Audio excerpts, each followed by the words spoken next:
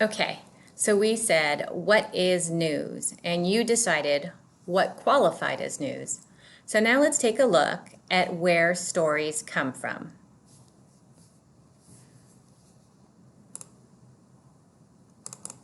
Aha.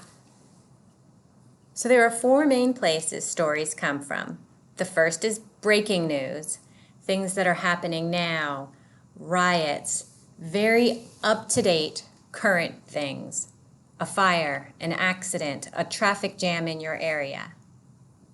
The second is scheduled events, things that we already know are going to happen at a set place or time. It could be a concert, the car show, something showing at the Carlisle Theater, a speaker at the library, a sale at Kohl's, a sale at Target. News releases. A news release is information that is new to the public. So, for example, yesterday's breaking news could have been a fire.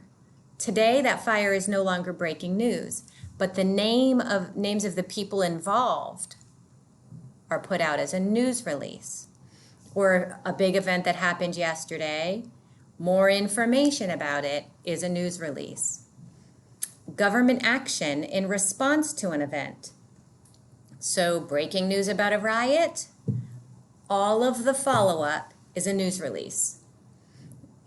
Editor's choice and reader's suggestion is the fourth category.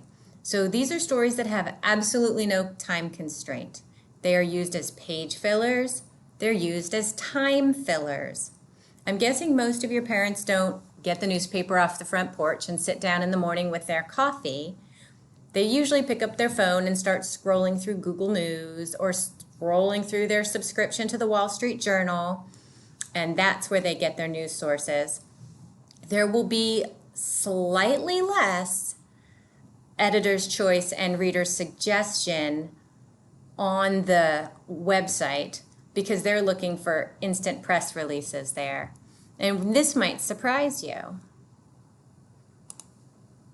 Look at the percent of news that comes from each category. When people think news, the very first thing they think is, oh, breaking news, what's happening? But that's really only 2% of what is out there. Most of the news comes from scheduled events, things we already know are going to happen. So 50% from scheduled events, 40% is news releases.